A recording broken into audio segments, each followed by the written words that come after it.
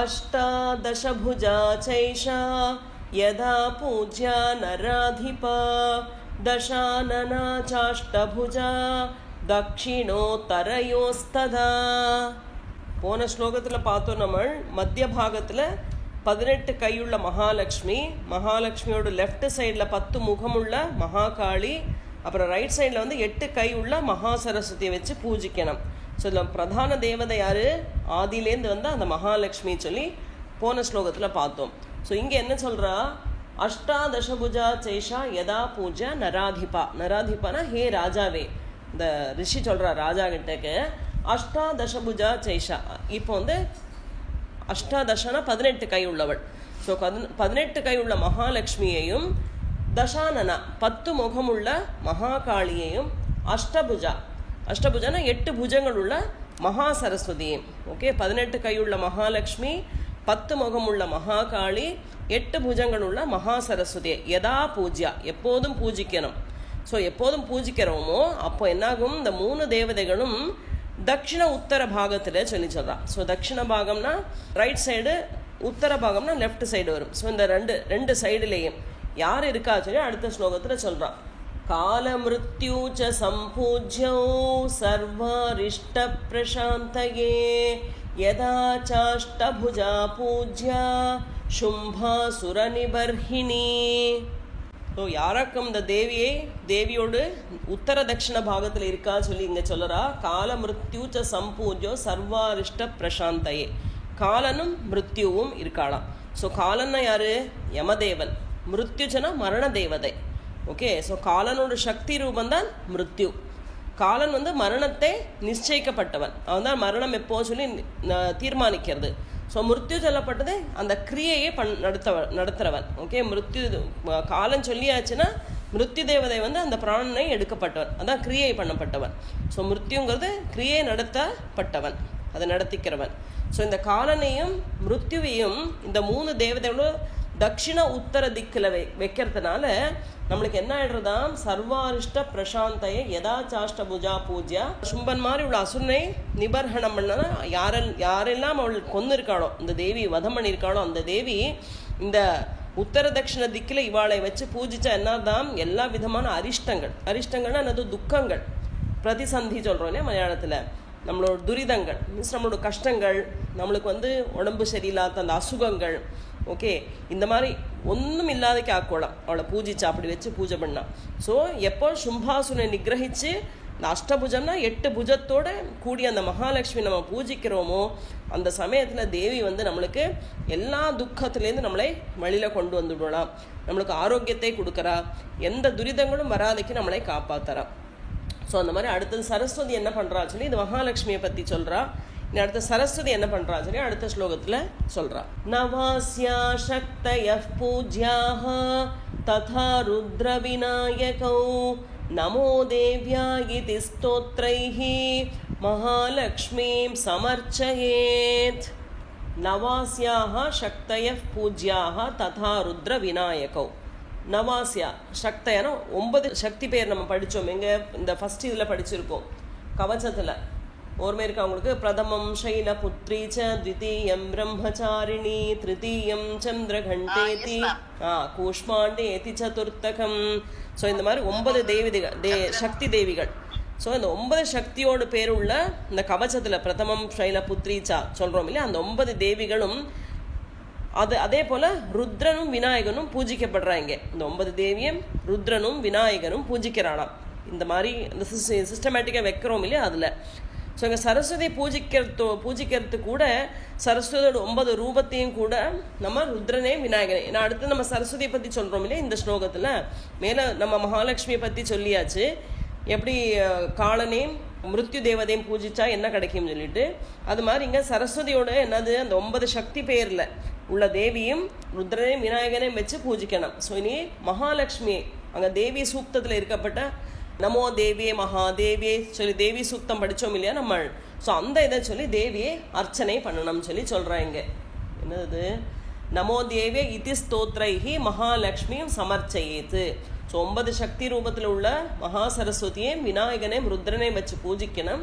அதே போல் மகாலட்சுமிக்கு வந்து நமோ தேவே இது ஸ்தோத்ரைஹி.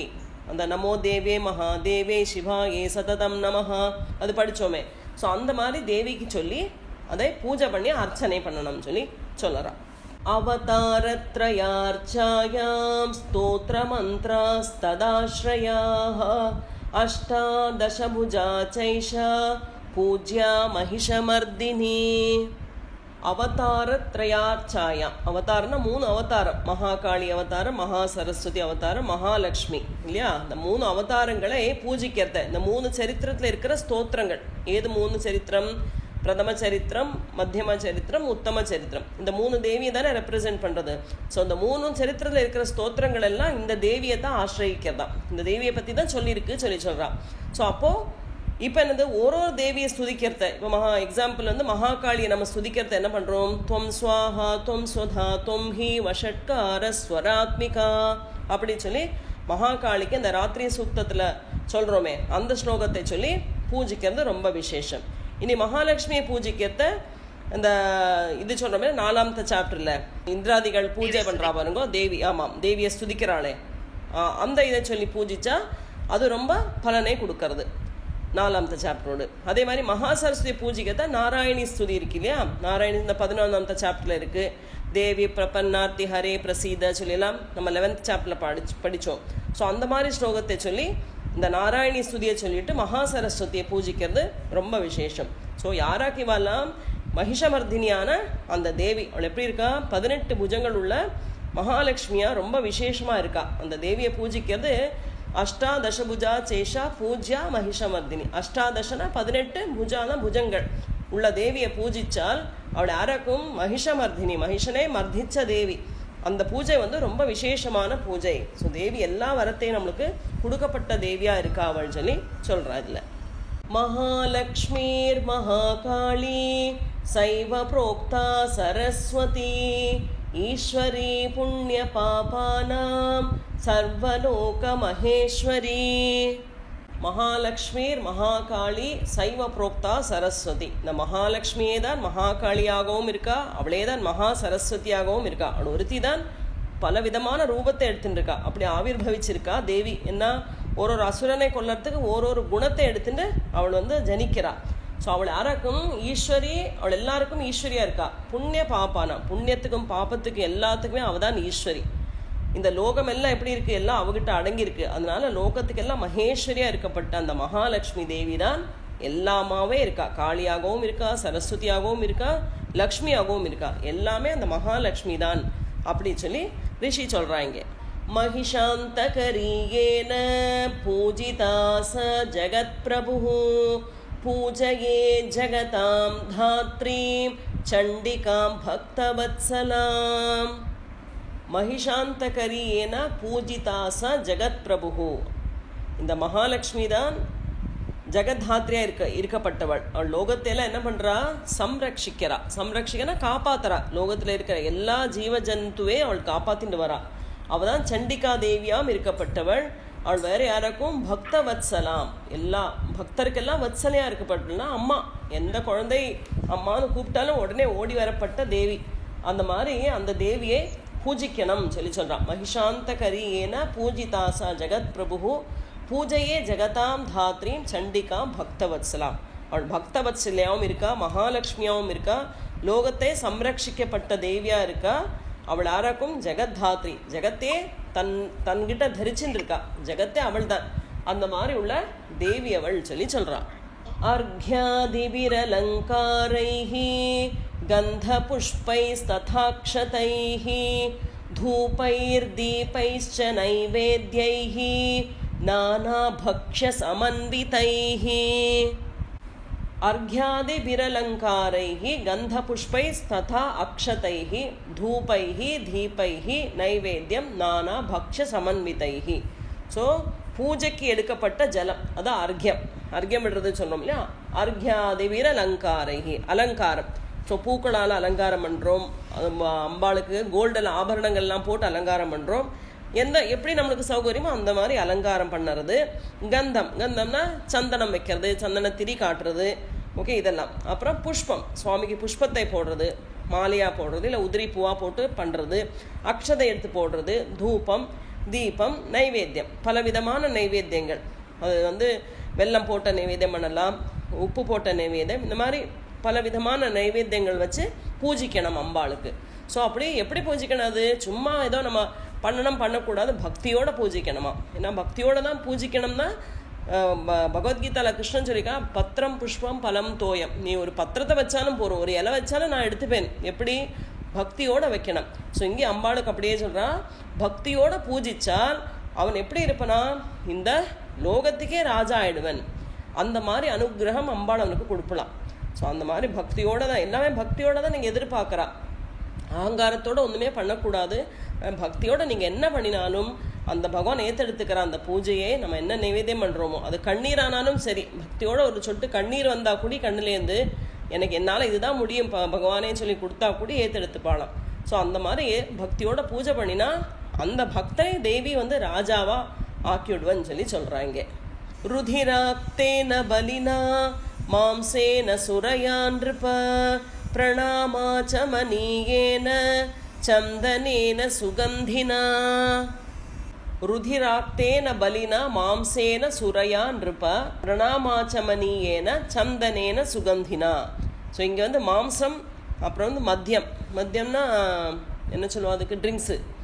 ஓகே, ஸோ மாம்சம் மத்தியத்தையும் வச்சு பூஜை செய்யலாம்னு சொல்கிறான். என்னத்துனால இங்கே ரஜோகுணத்தில் உள்ளவா பூஜை பண்ணப்பட்டவா சொல்லி.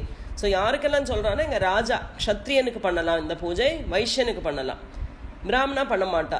மத்தியம் மாம்சம் எல்லாம் வச்சு பண்ண மாட்டா. ஈவன் இப்போது சில கோவிலெல்லாம் உண்டு. இப்போ காமாக்கியா அங்கே போச்சுன்னா அங்கே உண்டு, அது மாதிரி கேரளாவில் ஒரு கோவிலில் உண்டு இந்த இதெல்லாம். அதுபோல் இங்கே உஜ்ஜைனில் மகாகாளேஸ்வர் அங்கே கூட இந்த இதை வச்சு மத்தியத்தை வச்சு பூஜை பண்ணி பிரசாதமாக கொடுப்பா. ஸோ அந்த மாதிரி க்ஷத்ரியனுக்கும் வைஷ்யனுக்கும் சொல்லப்பட்ட பூஜை இது. அதனால இங்கே சொல்கிறா ரிஷி, ஏ ராஜாவே, ரத்தத்தால் பலிதானமும் மத்திய மாம்சம் கொண்டு நைவேத்தியம் செய்து நமஸ்காரம் பண்ணி ஆச்சமனியம் பண்ணி சுகந்தம்னா இந்த இது சந்தனத்திரி அதெல்லாம் கத்திச்சு சந்தனத்தால் பூஜை பண்ணணும், நம்ம சுத்தமாக இருந்து இதெல்லாம் பூஜை பண்ணணும்னு சொல்லி சொல்கிறான். ஸோ ரஜோகுணம் உள்ள அந்த தேவிக்கும் அந்த மாதிரி உள்ளவா, அந்த க்ஷத்ரியர் வைஷ்யா அவளுக்கெல்லாம் இது பண்ணலாம்னு சொல்லியிருக்கா. பிராமணாளுக்கு கிடையாது இந்த பூஜை. சகர்பூரைஷ்ச தாம்பூலைஹி பக்திபாவ சமன்விதைஹி வாமபாகே க்ரதோ தேவ்யாஹ சின்ன சீர்ஷம் மகாசுரம். சகர்பூரைஷ்ச தாம்பூலைஹி பக்திபாவ சமன்விதைஹி. அம்பாளை எப்படி பூஜிக்கணும்? பக்தி பாவம், பக்தியோட கூடிய மனசோட தேவியை பூஜிக்கணுமா. எதால பூஜிக்கணும்? கற்பூரைஷ்ட தாம்பூலைஹி, கற்பூரத்தாலையும் தாம்பூலம் வச்சு அந்த மகாலட்சுமியை பூஜிக்கணும் பக்தியோட, பக்தியுள்ள மனசோட பூஜிக்கணும். அதுக்கப்புறம் வாமபாகே அக்ரதோ தேவ்யாஹா, தேவியோட வாமபாகம், வாமபாகம்னா லெஃப்ட் சைடு இடது பாகம், தேவியோட இடது பாகத்து முன்னால, அக்ரம்னா முன்னால யார் ஒருத்தர் சாயுஜ்யத்தை அடையறானோ. யார் அடைஞ்சா சாயுஜ்யம்? மகிஷாசுரன். தேவி மகிஷாசுரனை தன்னோட லெஃப்ட் சைடில் குத்தி தான் கொல்லறா. ஸோ அந்த மாதிரி உள்ள மகிஷாசுரனுக்கு சாயுஜ்யத்தை கொடுத்துருக்கா தேவி. அந்த மகிஷனை, அவனோட அந்த உடஞ்ச சிரஸ் இருக்கு இல்லையா, வட்டி போட்ட சிரஸு, அதையும் நம்ம மனசில் நினச்சி பூஜிக்கணும், மகிஷனையும் பூஜிக்கணும்னு சொல்கிறாங்க. வாமபாகே அக்ரதோ தேவியாக சின்ன சீர்ஷம் மகாசுரம். இந்த மகாசுரனான மகிஷனை தேவி தன்னோட இடது பாகத்தில் சூலத்தால் அவள் வதம் பண்ணியிருக்கா. அந்த மகிஷனை நம்ம மனசில் நினச்சிக்கணுமா. அதே மாதிரி பக்தி பாவத்தோட தேவியை பூஜிக்கணும். கற்பூரம் தாம்பூலத்தை எல்லாம் வச்சு சொல்லறாங்க. பூஜையேன் மகிஷம் ஏன பிராப்தம் சாயுஜ்யமீஷயா தக்ஷிணே புரதசிம்ஹம் சமக்ரம் தர்மமீஸ்வரம். பூஜையேன் மகிஷம் ஏன பிராப்தம் சாயுஜ்யமீஷயா. இங்கே ஜெகன்மாதாவான அந்த தேவிக்கு சத்ருகள்கிட்ட எத்தனை வாத்சல்யம் இருக்குது. ஏன்னா அவள் வாத்சல்யம், பக்த வாத்சல்யம் இல்லையா. சத்ருகள்கிட்டே வாத்சல்யம் இருக்கப்பட்டவளாம் தேவி. அதை சொல்கிறாங்க. அதனால தேவியோடு தக்ஷிணே புரத சிம்ஹம். ஸோ தேவியோட தட்சிணம்னா இடது பாகம். ஓகே, இடது பாகத்து முன்னால் ஐக்கியமான அந்த மகிஷாசுரனையும் நம்ம பூஜிக்கணும்னு சொன்னால், அதே மாதிரி இங்கே என்ன சொல்கிறா, பூஜையன் மகிஷம் ஏன பிராப்தம் சாயுஜ்யம் ஈஷயா. ஏதோ ஒரு புத்திமான் சுத்தமாயிட்டு ஏகாகிர சித்தத்தோடு அந்த பரமேஸ்வரியை பூஜையை பூஜிக்கிறானோ அவன் அந்த தேவியோட தட்சிணபுரத்தா, தட்சிணா ரைட் சைடு, தட்சிண பாகம், தட்சிண பாகத்தில். ஸோ அந்த தட்சிணபுரத்தா சிம்ஹம் சமக்ரம் தர்மம் ஈஸ்வரம், தேவியோட தட்சிணபுரத்தில் இருக்கப்பட்ட அந்த சிம்ஹம், அது அதையும் நம்ம நினைக்கணும்னு சொல்கிறான். அந்த சிம்மத்தையும் பூஜிக்கணும். ஸோ தேவியோட இடது பாகத்தில், லெஃப்ட் பாகத்தில் இருக்கிற மகிஷனையும் நினைக்கணும், அதே மாதிரி வலது பாகத்தில் இருக்கிற சிம்மத்தையும் நம்ம பூஜிக்கணுமா. பூஜையேன் மகிஷம் ஏன பிராப்தம் சாயுஜ்யம் ஈசையா. அந்த மாதிரி உள்ள துஷ்டனுக்கு கூட தேவி சாயுஜ்யத்தை கொடுத்து விடுறா. அவளுக்கு அவங்ககிட்டையும் கோபம் கிடையாது, அவனும் தன்னோட குழந்தைய நினைச்சிருந்து அந்த மகிஷனுக்கும் சாயுஜ்ய பதவியை கொடுக்குறாளாம் அம்பாள். வாஹனம் பூஜையே தேவ்யா திருதம் ஏன சராச்சரம் புர்யாச்சஸ்தவனம் தீமாம் ஸ்தஸ்யா ஏகாக்ரமானசஹ. வாஹனம் பூஜையே தேவ்யா திருதம் ஏன சராச்சரம் புர்யாச்சஸ்தவனம் தீமாம். தீமாம்னா என்னது? புத்தி. தீனா புத்தி, தீமானா புத்திமான். யாதொரு புத்திமான் சுத்தமான நம்ம குளிச்செல்லாம் பண்ணுறோம் இல்லையா, அதான் சுத்தம், நம்ம தேக சுத்தி. ஏகாகிர மானசா, ஏகாகிர சித்தத்தோட. ஓகே, தஸ்யானா அவள் யாரு? இந்த தேவி பரமேஸ்வரியை பூஜிக்கிறானோ. ஏதோ ஒரு புத்திமான் தான் பூஜை பண்ணுவான் இல்லையா, புத்தி இல்லாதவ பூஜை பண்ண மாட்டா. ஸோ இங்கே தீமான்னு சொல்கிறான். எந்த புத்திமான் தன்னோட உடம்பு சுத்தியெல்லாம் பண்ணி மனசை சுத்தி ஆக்கிண்டு ஏகாகிர சித்தத்தோடு அந்த பரமேஸ்வரியை பூஜிக்கிறானோ அவன் அந்த தேவியோடு தட்சிணே புறத்தா, தேவியோட தட்சிண பாகத்தில் இருக்கப்பட்ட, யார் இருக்கா தட்சிண பாகத்தில்? சிம்ஹம். ஓகே, ஸோ ஏன சராச்சரம், யாரொருத்தன் இந்த சராச்சரங்கள்லாம் படுறதோ. ஓகே, சமக்ரம் தர்ம, அந்த தர்மம் என்னது? தர்மம்னா நல்லது பண்ணுறது. ஸோ அந்த தர்மம் எல்லாம் ஒரு மூர்த்தியாக இருக்கப்பட்ட அவளோட வாகனம். ஏன்னா இங்கே சிம்மத்தை அந்த எல்லாத்தையுமே தாங்கப்பட்டது. ஏன்னா தேவியே தாங்கிறது இல்லையா, தேவினா உலகமே தேவி தான், ஜெகத்தே அவள் இல்லையா, ஜெகத் பரமேஸ்வரி இருக்கப்பட்டவளை தாங்கிறதுனா அதுக்கேற்ற சக்தி இருக்குது. ஸோ அந்த சிம்மத்தையும் பூஜிக்கணும்னு சொல்கிறான். ஸோ இந்த பூலோகத்தையே தூக்குறவள் தரித்தவள் தேவி, அந்த தேவியை தூக்குறதுனா அந்த சிம்மம் இல்லையா, அந்த சிம்மத்துக்கு எத்தனை சக்தி இருக்குது. அதனால் அந்த சக்தியை நம்ம மனசு நினச்சி பூஜிக்கணுமா. தேவியோட வாகனமான சக்தி, ஏன்னா தர்மத்துக்கு வேண்டி போராடுறது அது.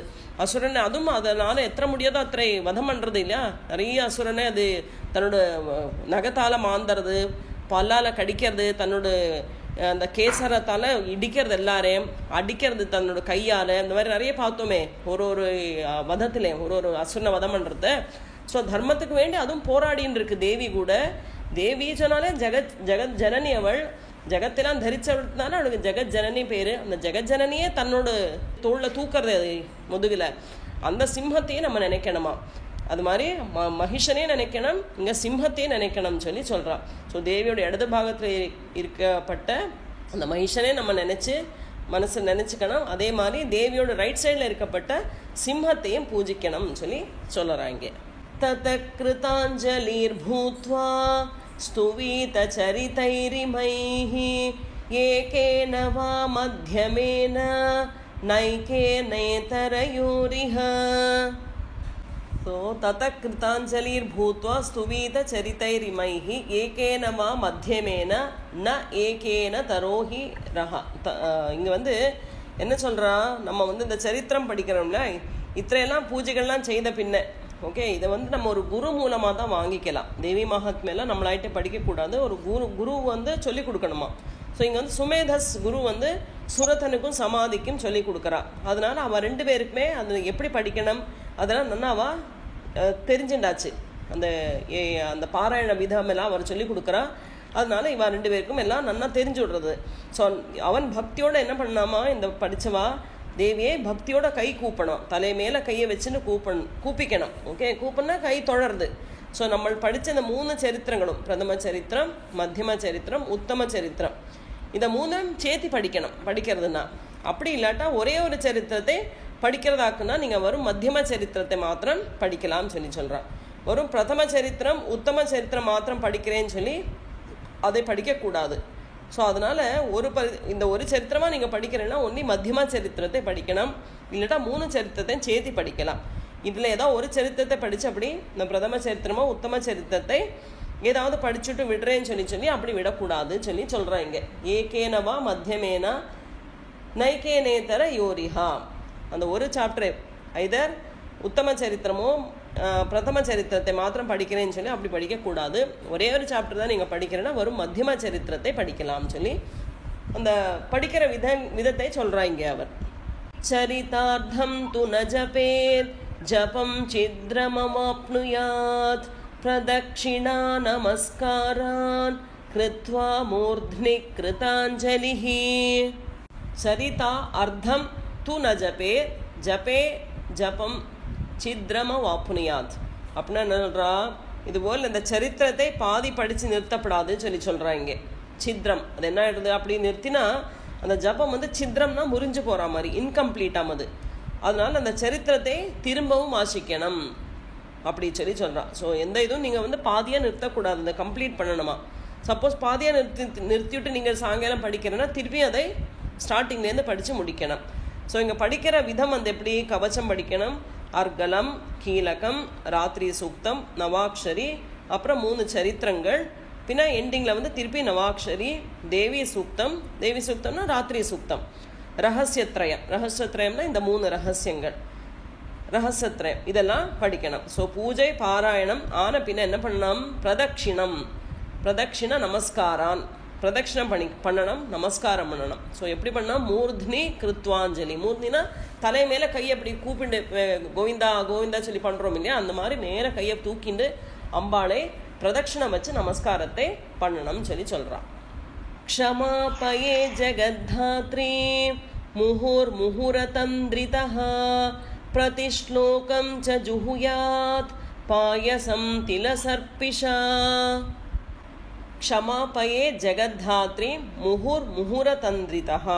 ஸோ ஏகாகிரமாக தேவியை நமஸ்காரம் பண்ணுறத திரும்பி திரும்பி க்ஷமை கேட்கணுமா, சாரி க்ஷமைனா க்ஷமா யாச்சனம் கேட்கணும்.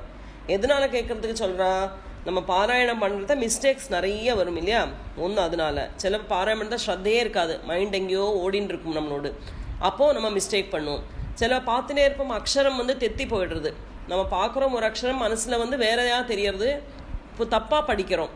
இதனால தேவிகிட்ட க்ஷமை கேட்குறோம், க்ஷமாபணம் கேட்டுக்கிறோம். ஸோ நம்ம ஒரு ஸ்லோகம் சொல்கிறதையும் பிரதி ஸ்லோகம் ச ஜுஹுயாத் பாயசம் தில சர்பிஷா, ஒரு ஸ்லோகம் சொல்கிற சமயத்தில் திலம்னா எள்ளு, ஓகே, எள்ளு நெய்யை கலந்து அதை அதனோட பாயசத்தை பண்ணி அம்பாளுக்கு சமர்ப்பிக்கணும் சொல்லி சொல்கிறான். ஸோ இதெல்லாம் யஜ்ஞம் பண்ணுறதுக்கு போடுறது, நம்ம நைவேத்தியத்துக்கு இதெல்லாம் வேண்டாம், நெய் பாயசம் வச்சு நைவேத்தியம் பண்ணாலே போதும். ஸோ பாயலம் தின சர்பிஷா சொல்லி சொல்கிறான்.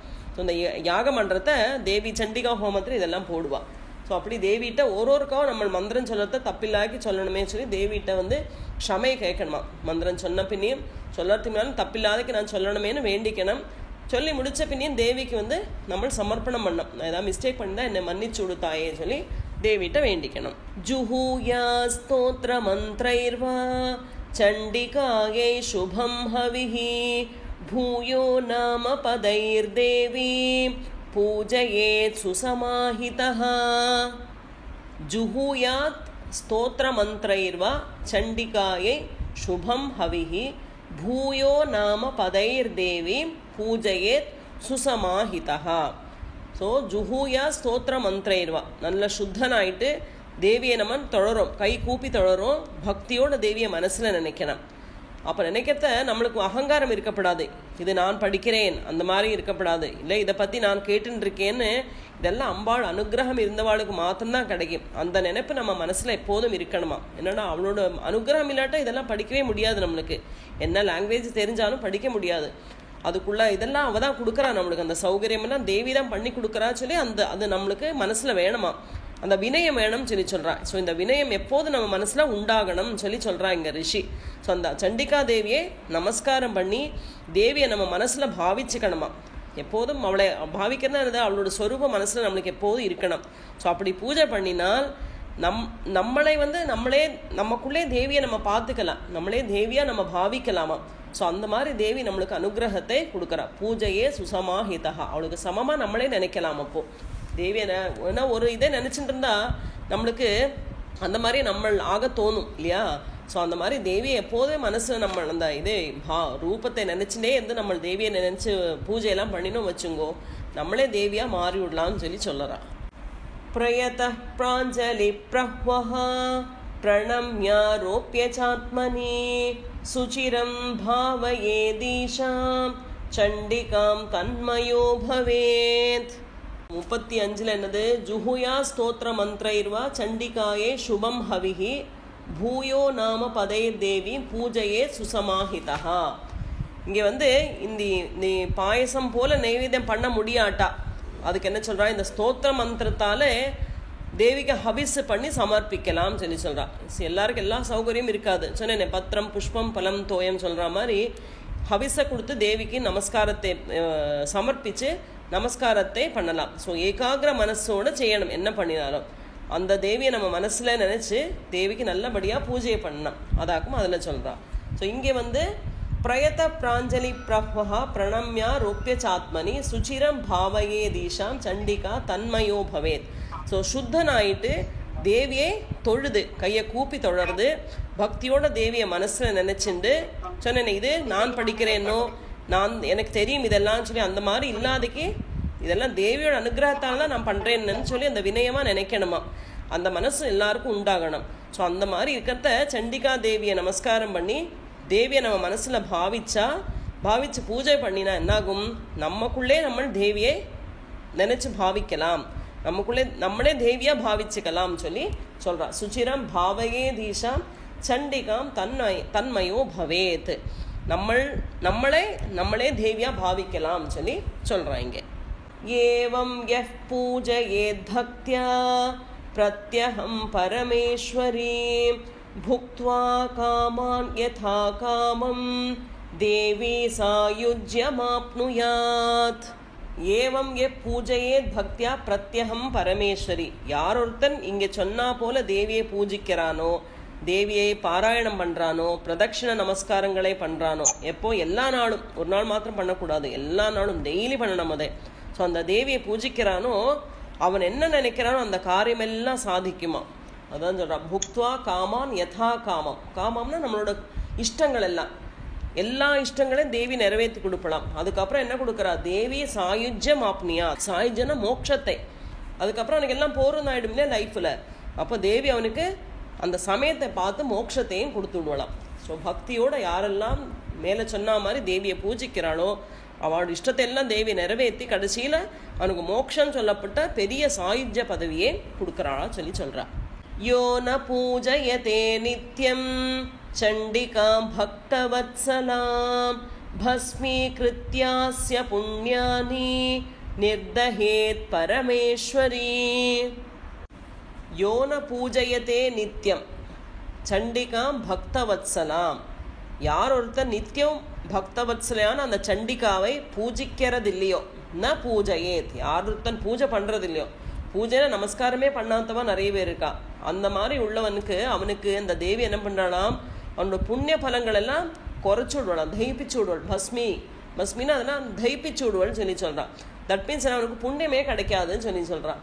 ஸோ நம்ம பண்ணின பாவங்கள் எல்லாம் எப்படி குறையிறது? அம்பாளை உபாசிச்சுட்டு இருந்தால் அதெல்லாம் தேவி அதை மைனஸ் பண்ணிகிட்டே போவல. ஸோ இவனுக்கு அந்த மைனஸ் ஆகாதுன்னு சொல்லி சொல்கிறான். அவனோட பாவங்கள் எல்லாம் அப்படியே இருக்குமா, புண்ணியம் ஒன்றும் கிடைக்காது அவனுக்கு சொல்லி சொல்கிறான். ஸோ அதனால் நித்தியமும் அந்த பக்தவத்சலையான சண்டிகாவை நம்ம பூஜிக்கணும். பூஜிச்சா நம்ம நிறைய பாவங்கள் பண்ணியிருப்போமே, அந்த பாவம் எல்லாம் கொஞ்சம் கொஞ்சமாக குறைஞ்சி விடும். இனி ஃப்யூச்சரில் நம்ம பாவம் பண்ணாதைக்கும் இருப்போம் அப்படின்னு இங்கே மீனிங் சொல்கிறாவா. தஸ்மாத் பூஜய பூபால சர்வலோக மகேஸ்வரி யதோக்தேன விதானேன சண்டிகாம் சுகமாப்ஸ்யசி.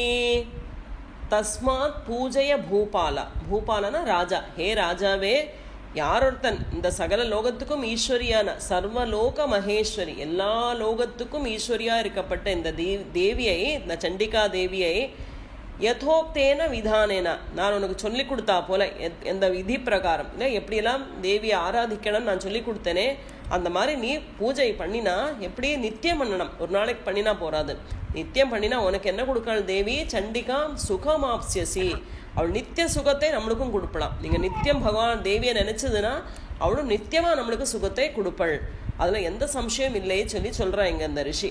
அதனால நம்ம நம்மளுக்கு கஷ்டம் வந்தால் மாத்திரம் பகவான்கிட்ட ஓடப்படாது. என்றைக்குமே பகவானை நினச்சிட்டு இருந்தால் கஷ்டமே இல்லாதக்கு நம்ம லைஃப் போயின்னு இருக்கும். அதனால அவர் சொல்கிறார், நித்தியமாக நீ உபாசனை பண்ணு தேவியே.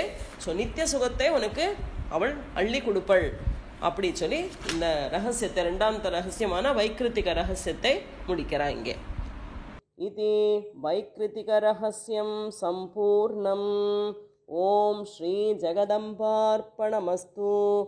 ஓம் நமஸ்சண்டிகாயை.